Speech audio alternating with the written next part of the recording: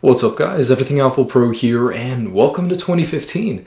I gotta say, this year I've been looking forward to. There is gonna be so much this year coming out in terms of technology. Now, not only smartphones, I'll get to that in a second, but the Apple Watch, games, movies, Jurassic World, Terminator Genesis. For games, I'm really looking forward to Uncharted 4, Mirror's Edge 2, Tom Clancy's The Division. There's a whole bunch of things, and 2015 is going to be a freaking awesome year, and I'm looking forward to it so much.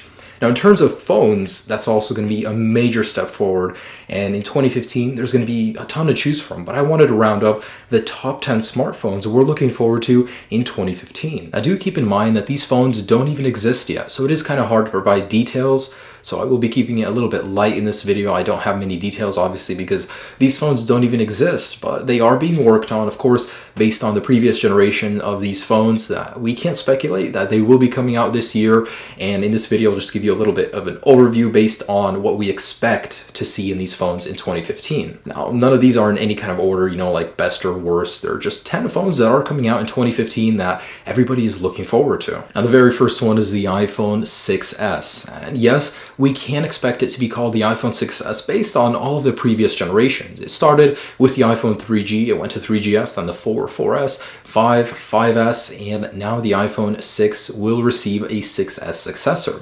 Now, with this new iPhone, what we can expect is to see a bump in speed, camera, and battery life as usual. The form factor will most likely remain the same. Apple might make a little bit of tweaks for the internal structure, to ease some people's minds based on the iPhone 6 Plus being bendable in the beginning, but there actually won't be any major revisions in the actual build quality. However, the internals with all the S models is where all the changes are at, and with the iPhone 6s, we could expect to see 2 gigs of RAM. Apple could possibly bring the iPad Air 2 processor over to the iPhone 6s because it has 3 billion transistors versus 2 billion on the iPhone 6 currently. The camera could see an increase to 10 to 12 megapixels, and the video optical image stabilizer, of course, will be available on all models probably. With every revision of a major iPhone change, we're going to see, smaller changes like software, and iOS 8.2 or 8.3 could be standard with it. So this is the phone that I'm most excited about. Obviously, I run an Apple channel, but there are many Android phones coming out too that I'm actually really excited to see. So number 2 is the iPhone 6C.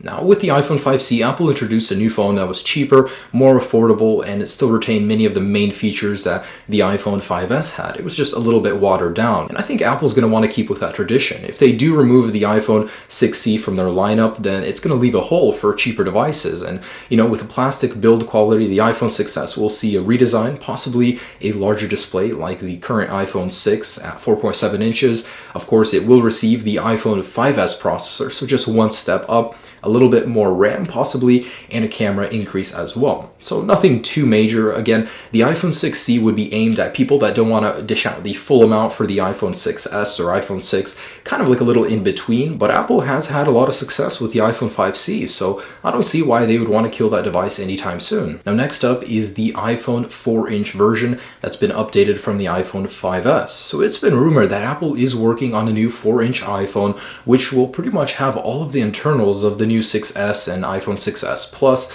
It'll be just as fast as them, just in a little bit smaller form factor at 4 inches. For all the people that like their smaller devices like the iPhone 5S, it does make sense for Apple to make a new 4-inch iPhone, and have the same internals as all of the larger devices. When people have more of a choice, they're more likely to stay with Apple. If Apple is forcing people to upgrade to a larger display, then I could see a lot of people not being happy with that, so it definitely makes sense. Now, this new iPhone, like I said, it will feature all of the internals of the newer devices while retaining, a smaller screen size. So that means that Apple next year could be releasing 3 new phones. Well, 4 actually. The iPhone 6S, iPhone 6S Plus, the iPhone 6C, and the new iPhone 4-inch model. That's a great lineup for 2015. Now, next is the Galaxy Note 5. And I gotta admit, with the Note 4, I was just blown away. That thing is incredibly powerful. The screen is amazing. It's on the next level. That thing is an amazing phone.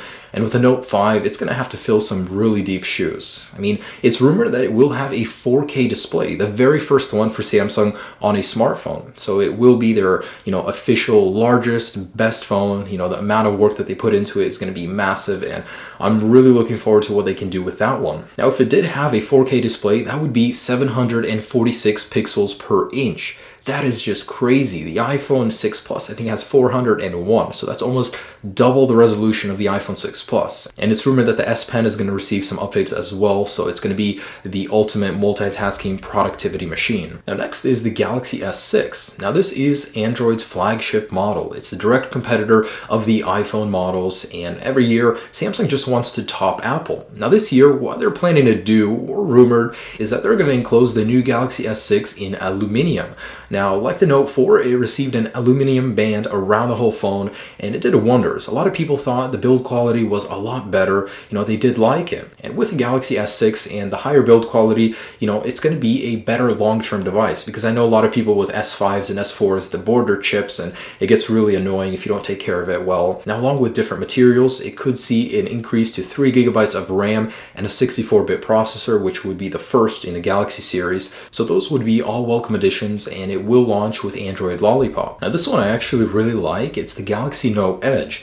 And it's already been announced. There's already a release date, so there's not much speculation here, but the Galaxy Note Edge is basically taking the internals of the Galaxy Note 4 and putting them on a device, exactly the same size, just with a slightly curved display that goes towards the edge of the phone. Now with that extra screen size, what Samsung is doing is adding a new way to see notifications on your phone. So with some cases that they did actually have mock-ups for, you could see the notifications a little bit better on the side. Now, I don't know if it's just a tacky feature, if it could be useful in the future and be seen on all models in the future. I don't know, maybe, but it's an interesting concept for sure. It's always interesting when they do something different. LG was one of those manufacturers that did something different. They had that curved display, so that was pretty cool. And then 3D displays were incredibly tacky. We know that now a few years later. Nobody really bought that many of them, so I wonder if this is going to fade into obscurity or if it's going to be a feature that's going to be seen on all devices. Either way, it is an exciting device. Next is the HTC One M9. This is an incredibly popular series from HTC, and why would they mess with perfection? So this year for the HTC M9, it's still going to have that gorgeous aluminum enclosure. The internals is where HTC is going to modify the phone. Now inside we can of course expect to see more power, better battery life, and possibly a better display, but HTC M8 is always going to be one of those phones that did very well, and the M9 is just going to improve upon that, hopefully. There's really not many details on the phone available right now, so I can't share too much with you, but of course that phone is coming and we will see it towards the end of 2015. Next is Google's Project Ara, and a phone like this we really haven't seen ever the concept for it. It's just incredible, and I'm really happy that Google's doing it. Now, they bought the rights from Motorola. It was originally Motorola's thing, but it's possible that it will be seen in 2015. That's not completely sure, but I have heard a lot of rumors that it will be released towards the end of 2015. Basically, it's a phone with assemblable pieces. If you want a bigger battery life, take off that NFC chip. If you don't want it, put on a bigger battery.